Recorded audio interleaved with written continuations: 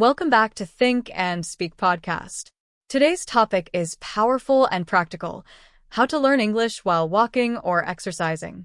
Mr. Miller, do you really believe people can improve their English while moving their bodies? Absolutely, Emma. In fact, combining movement with language learning improves memory, focus, and motivation. When you walk or exercise, your brain becomes more active. That is the perfect moment to practice vocabulary, pronunciation, and fluency. That sounds exciting. So our viewers can turn their daily walk into a mobile classroom. Exactly. You do not need extra time. You only need the right method. If you are watching right now, imagine improving your English while burning calories. That is productivity at its best. And today, we will give you practical techniques, grammar strategies, and speaking exercises you can use immediately. If you want to speak English confidently and intelligently, press like right now and write in the comments, "I will learn English actively." Your journey starts today. Mr. Miller, many learners say they are too busy to study English because of work, university, or family responsibilities. However, most people walk every day or go to the gym several times a week.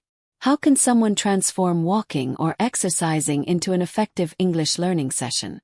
What specific techniques can they use while walking alone, running on a treadmill, or doing simple workouts? Could you explain how learners can practice vocabulary, pronunciation, and grammar actively instead of just listening passively? Please give structured strategies and practical examples. Also, include explanations of grammar terms such as present simple, present continuous, and imperatives. Our audience wants something modern, realistic, and easy to apply immediately in daily life. Excellent question, Emma. The biggest mistake learners make is passive listening. They listen to English podcasts while walking, but they do not interact with the language. To truly improve, you must become an active learner. First, use the imperative form to give yourself commands while walking. For example, repeat the sentence. Focus on pronunciation. Describe your surroundings. The imperative mood is used for instructions and commands. When you tell yourself what to do, your brain becomes engaged. Second, practice the present continuous tense to describe what is happening right now. While walking, say, "I am walking through the park." "I am listening to an English podcast." "The birds are singing." The present continuous is formed with am/is/ are plus verb ing and describes actions happening at the moment of speaking. Third, use the present simple tense to talk about habits. "I walk every morning." "I usually exercise after work." "I listen to English lessons 3 times a week." The present simple expresses routines and repeated actions. Another powerful technique is shadowing. Shadowing means listening to a sentence and repeating it immediately. For example, if the speaker says, "Consistency is the key to success," you repeat it with the same rhythm and intonation. This improves pronunciation, connected speech, and fluency. You can also practice vocabulary expansion. Choose a topic like health and brainstorm words while jogging. Energy, stamina, strength, endurance, flexibility. Then create sentences. Regular exercise increases stamina. "I am building strength." Additionally, ask yourself reflective questions while walking. What did I learn today? How can I improve my speaking skills? Answer out loud using full sentences. Finally, record yourself on your phone. After exercising, listen again and analyze your grammar and pronunciation. This builds self-awareness. By combining movement, active speaking, grammar awareness, and repetition, walking becomes a productive English classroom.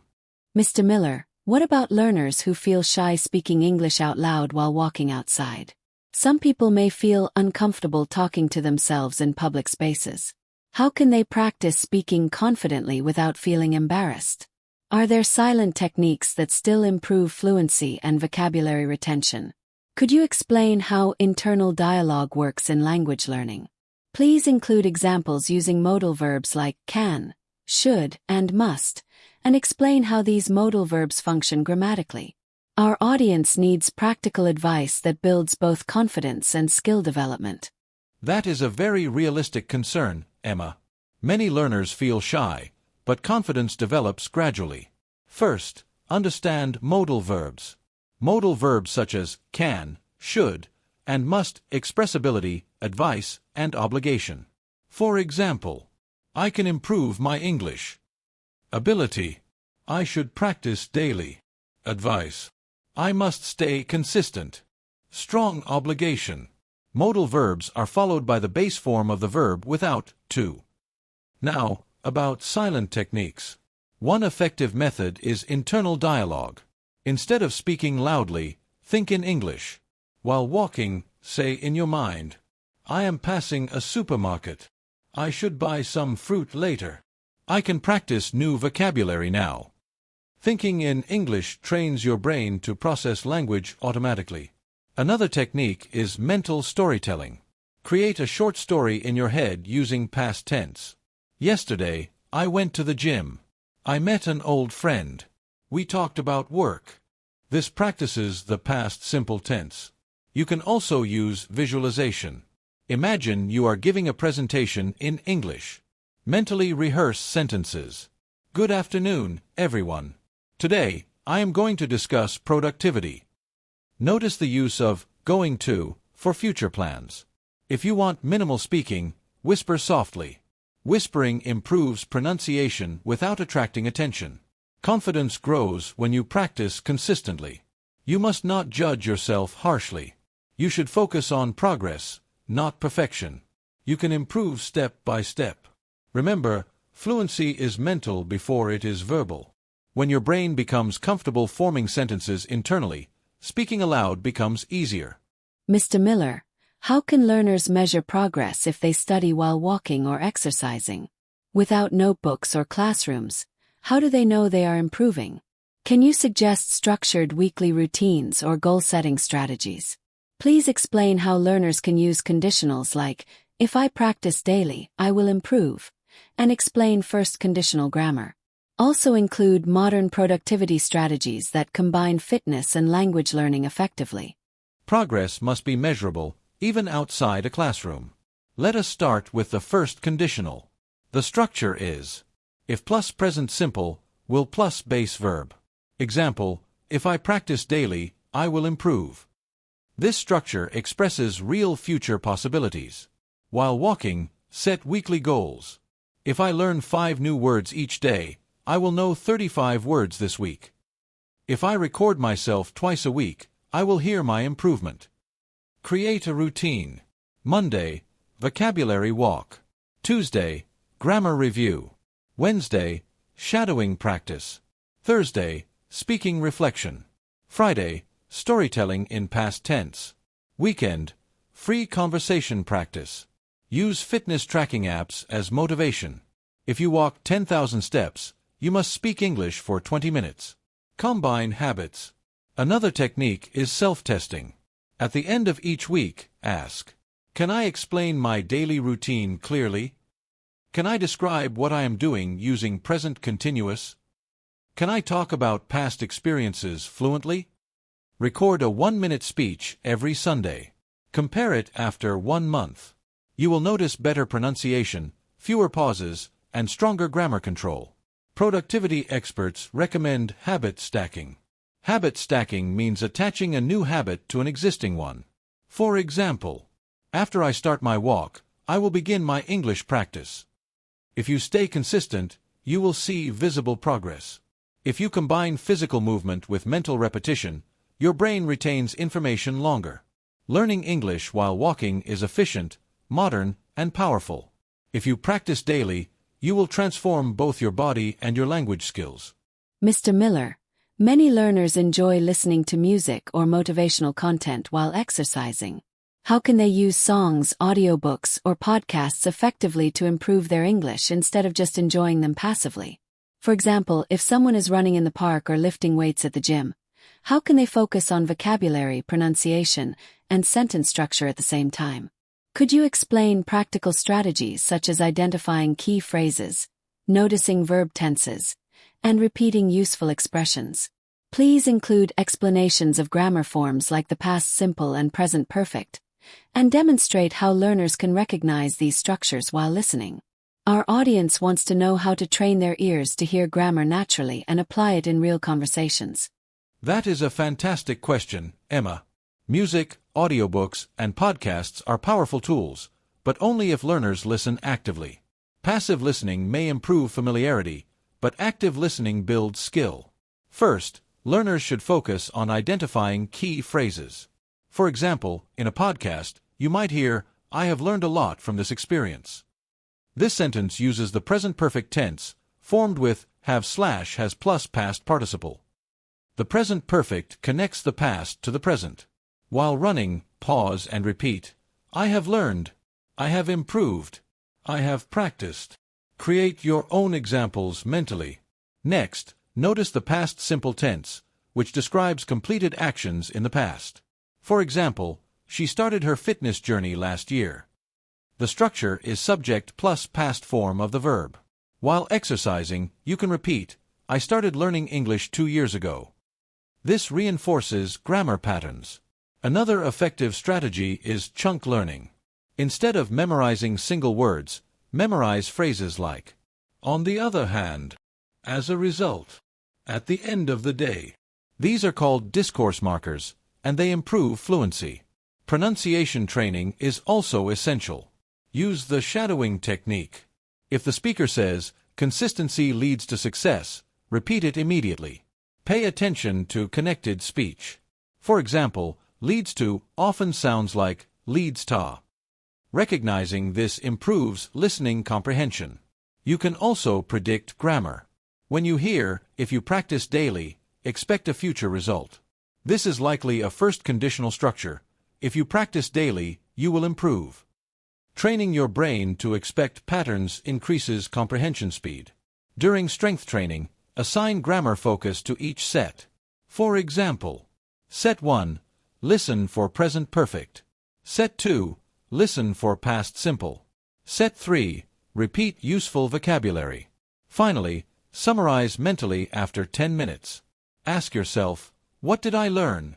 Use full sentences. "I have discovered new expressions. I noticed several past tense verbs."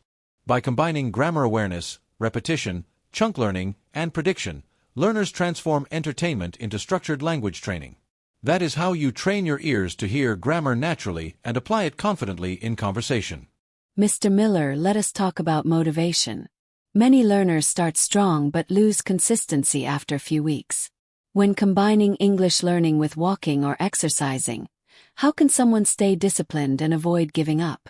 Could you explain psychological strategies and language techniques that reinforce commitment? For example, how can affirmations, goal statements, and future planning sentences help learners remain consistent? Please include examples using going to for future plans and explain its grammatical structure. Also, share practical weekly routines that keep both physical fitness and English progress aligned.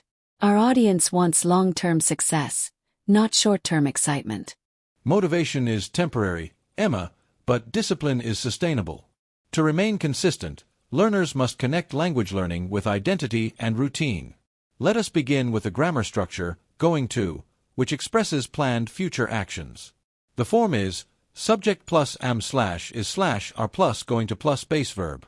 For example, I am going to practice English during my walk. They are going to review vocabulary at the gym. This structure shows intention and commitment. Affirmations are powerful when spoken in the present simple tense. I improve every day. I stay consistent. I build strong habits. The present simple expresses facts and repeated actions, reinforcing belief. Another strategy is habit stacking. For example, after I put on my running shoes, I am going to start my English podcast. This connects one habit to another. Set measurable goals using time expressions. This week, I am going to learn 20 new words. Next month, I am going to record 4 speaking sessions. Write conditional motivation sentences. If I stay consistent, I will see progress. This first conditional structure reinforces cause and effect. Create a structured weekly system. Monday, vocabulary jogging. Tuesday, grammar listening. Wednesday, pronunciation shadowing. Thursday, storytelling practice. Friday, review session. Weekend, free speaking challenge. Tracking progress is essential. Record your voice once a week and compare it monthly. Improvement becomes visible. Most importantly, connect English to purpose. Instead of saying, "I have to practice," say, "I choose to practice." Language shapes mindset. Consistency grows when learners think long-term. You are not just exercising your body, you are training your brain. You are not just walking, you are building fluency step by step. If you decide today, "I am going to stay consistent," and you repeat that sentence daily, your actions will follow your words. That is the power of structured language combined with disciplined routine. Mr. Miller, some learners say that when they try to speak English while walking or exercising, they quickly run out of ideas. After a few minutes, they do not know what to talk about, and the practice becomes repetitive. How can learners generate endless speaking topics during a 20 or 30-minute walk? Could you explain practical topic generation techniques such as describing surroundings, reflecting on past experiences, or planning future goals? Please include examples using past continuous and future will forms, and explain these grammar structures clearly. Our audience wants to build fluency without feeling mentally blocked, so practical speaking frameworks would be extremely helpful. That is a very common challenge, Emma. Running out of ideas is not a vocabulary problem. It is usually a structure problem. Learners need frameworks. First, use the see, think, planned method. See. Describe your environment using present continuous. I am walking past a busy street. People are waiting for the bus. The present continuous, am slash is slash are plus verb ing, describes actions happening now. Think. Reflect on related past experiences. Here, we use the past continuous, which is formed with was slash were plus verb ing. It describes actions that were in progress in the past. For example, yesterday at this time, I was preparing for my meeting. Last year, I was living in a different city. The past continuous adds depth to storytelling. Plan. Talk about future intentions using will. I will improve my pronunciation. I will practice speaking for 10 more minutes. The structure is subject plus will plus base verb. We use will for spontaneous decisions and future predictions. Another method is the 5-minute topic rotation. Minute 1 to 5, daily routine. Minute 6 to 10, work or study. Minute 11 to 15, health and fitness. Minute 16 to 20, personal goals. Minute 21 to 25, news or trends. You can also create imaginary scenarios. For example, if I were giving a speech right now, I would say, this introduces conditional thinking and keeps practice creative. Ask yourself WH questions. What am I improving? Why is English important to me? How was I studying last year? What will I achieve in 6 months? Finally, summarize at the end of your walk. Today, I practiced past continuous and future forms. I was speaking more confidently, and I will continue tomorrow. Fluency grows when structure replaces randomness. With clear frameworks, you will never run out of ideas.